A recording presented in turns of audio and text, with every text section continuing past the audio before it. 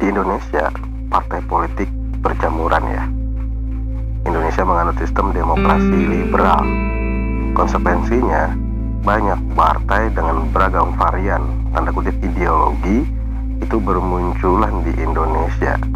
Salah satu partai yang berhasil menarik minat masyarakat Indonesia adalah Partai Komunis Indonesia. Padahal sebelumnya partai ini kan sudah terlibat pemberontakan ya di Madiun. Namun mereka berhasil berkonsolidasi kembali, kemudian berhasil menarik masyarakat sehingga menjadi partai keempat terbesar di Indonesia pada pemilihan umum tahun 55. Pada masa demokrasi liberal mereka berhasil ya membesarkan diri, merekonstruksi. Namun di sisi lain perpolitikan pada masa demokrasi liberal bisa dikatakan tidak stabil, karena pada masa demokrasi liberal masing-masing partai politik saling sikut-sikutan ya, sehingga pada masa demokrasi liberal selalu diwarnai oleh jatuh bangunnya kabinet-kabinet. Karena kondisi politik yang tidak stabil pada masa demokrasi liberal, sehingga daerah-daerah sekitar ya tidak terurus dengan baik, sehingga banyak sekali pemberontakan-pemberontakan ya, gerakan-gerakan separatis terjadi di berbagai daerah. Melihat kondisi yang sangat kacau pada masa itu, sehingga Presiden Soekarno mengeluarkan dekret presiden tahun 1959, tepatnya pada tanggal 5 Juli. Nah, dimulailah pada tahun 59, bisa dikatakan ini adalah rezim Orde Lama. Di situ militer sudah mulai bermain, karena memang dekret presiden ini sendiri kan didukung oleh militer ya, sehingga pada masa ini militer diberikan kesempatan untuk memainkan perannya dalam dunia perpolitikan. Menginjak tahun 60, konstelasi politik menjadi berubah ya. Ada 3 kekuatan besar pada masa itu mewarnai Republik Indonesia. Yang pertama kekuatan kiri ya, yaitu dipelopori oleh Komunis Indonesia, Partai Komunis Indonesia. Kemudian sebagai penengah ini adalah barisannya Soekarno. Kemudian barisan kelompok selanjutnya yaitu Tentara Angkatan Darat. Tarik menarik ya, kompetisi kekuatan yang ada di nasional ini sejatinya juga dipengaruhi oleh konstelasi dunia internasional ya, dimana pada masa itu memang dunia internasional masih dalam suasana perang dingin, perang dimana antara pengaruh liberal dan komunis begitu kuat ya. Liberal ya didukung oleh Amerika Serikat, kemudian komunis oleh Uni Soviet. Indonesia posisinya berada di tengah-tengah ya. Jadi Indonesia dengan ideologi Pancasilanya ini ibarat katanya sedang ada di tengah-tengah ya, pengaruhnya sedang ada tarik menarik antara liberal dan komunis. Nah, Indonesia berusaha menyeimbangkan ini. Makanya masing-masing yang Angkatan Darat juga punya hubungan yang sangat dekat ya pada masa itu dengan Amerika Serikat, karena beberapa kali mendapatkan pelatihan-pelatihan atau support dari Amerika Serikat. Begitu juga komunis ya, komunisme menjalin hubungan yang erat dengan Uni Soviet. Nah, Indonesia berada dalam perebutan 2 pengaruh ini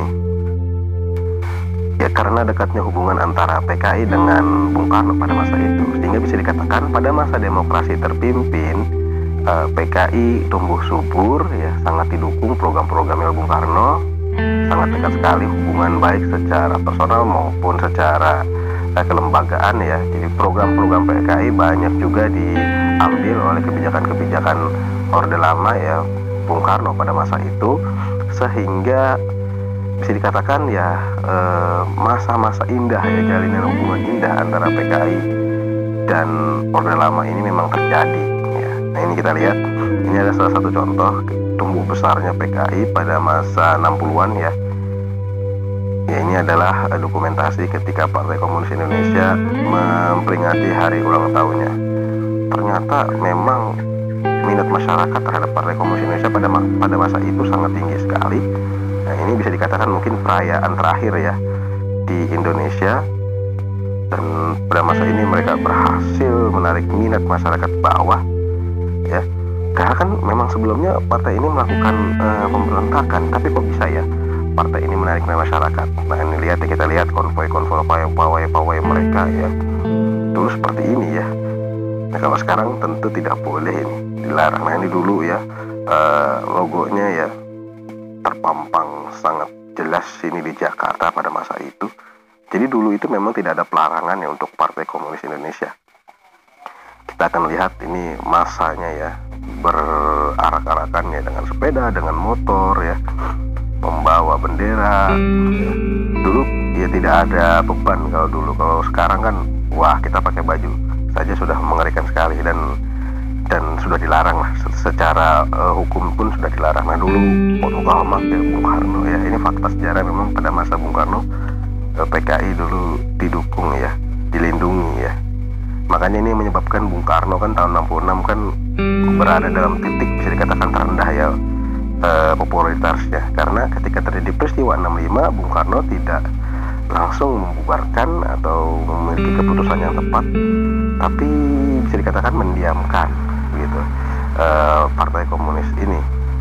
Barulah kemudian kan pada masa Pak Harto Partai Komunis ini kan dilarang. Ya begitulah politik ya, karena memang kan sejarahnya dulu Angkatan Darat dengan PKI juga saling oposisi ya, saling bermusuhan, sehingga pada masanya momentumnya Angkatan Darat berkuasa ya, dan PKI berada dalam titik terendah karena dituduh melakukan pemberontakan ya, pembunuhan 7 jenderal ya. Akhirnya masyarakat marah dan Angkatan Darat pada waktu itu ketika berkuasa ya, memiliki kemampuan untuk membersihkan ya, mensterilkan politikan Indonesia dari Partai Komunis Indonesia yang dianggap merupakan dalang dari pembunuhan 7 jenderal. Memang sih beberapa literatur saya baca memang ini bisa dikatakan perang intelijen ya antara Amerika Serikat dan PKI ya. PKI melakukan gerakan terlebih dahulu karena sangat yakin bahwasanya para jenderal itu menurut PKI akan melakukan kudeta ya, karena mereka mendapatkan sebuah bocoran dokumen ya, ini kata Bapak Subandrio ya, bocoran dokumen Gilchrist yang ada upaya dari Amerika Serikat, Inggris bekerja sama dengan Angkatan Darat untuk melengsarkan Soekarno. Tapi itu kan sampai sekarang dokumen itu menjadi misterius ya, dokumen itu misterius. Nah daripada nanti dihabisi duluan oleh Angkatan Darat, akhirnya PKI melakukan suatu gerakan ya untuk membunuh 7 jenderal dan korban 1 perwira itu supaya mereka mampu menguasai keadaan. Namun usut punya usut, kebijakan ini adalah kebijakan personal dari elit-elitnya, bukan kebijakan partai. Namun demikian yang menjadi korban adalah para kader simpatisan di berbagai daerah, semua daerah. Sehingga kalau kita melihat sejarah, ketika gerakan G30S itu gagal, itu kan otomatis masyarakat kan marah besar ya, didominasi oleh militer melakukan pembersihan di berbagai daerah, sehingga seluruh kader dan simpatisannya menjadi amukan masyarakat ya. Ini kita lihat ketika masyarakat begitu marah dengan PKI ya, kantor-kantornya dibakar ya, rumah-rumah para petingginya juga dibakar ya, karena memang pada masa 60-an juga secara ekonomi masyarakat merasakan sangat kesulitan secara ekonomi ya. Banyak terjadi kekacauan ekonomi, inflasi 650% ya. Jadi tidak ada kemajuan. Sehingga itu yang masyarakat itu kemarahannya sudah berlipat-lipat. Ditambah memang masyarakat secara agama juga bisa dikatakan tidak sesuai dengan ideologi ini, Partai Komunis ini ya. Karena beberapa agitasi politik memang anti terhadap kegiatan-kegiatan keagamaan, sehingga masyarakat marah dengan kondisi seperti ini. Kita bisa lihat ya bagaimana puncak-puncak kemarahan masyarakat ya terhadap Partai Komunis Indonesia.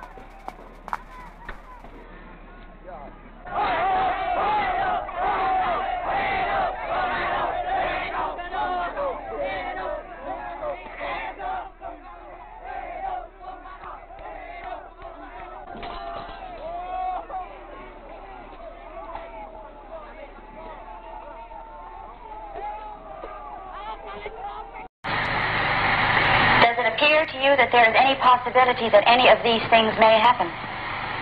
You know, I'm a believer in God. Yes. No, it depends from the death or life. Depends on God. And toppled or not toppled, it also depends on Him. I don't see any signs now.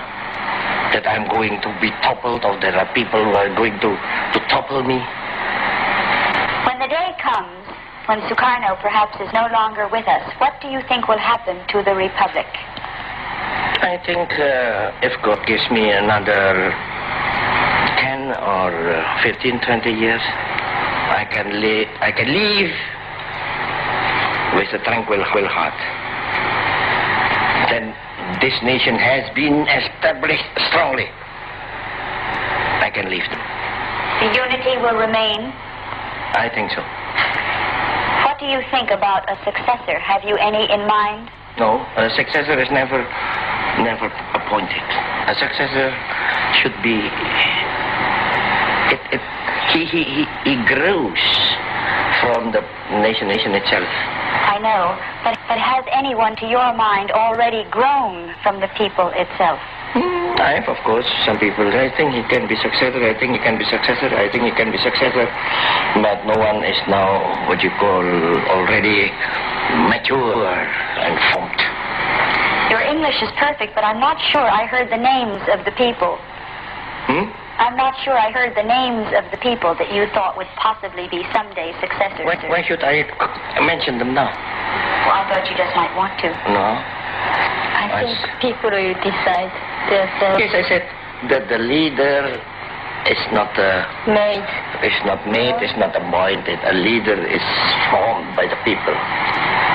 Have you given any thought to perhaps someday, when you are no longer here, how would you like to be buried, Mr. President? Under a big tree. Big stone.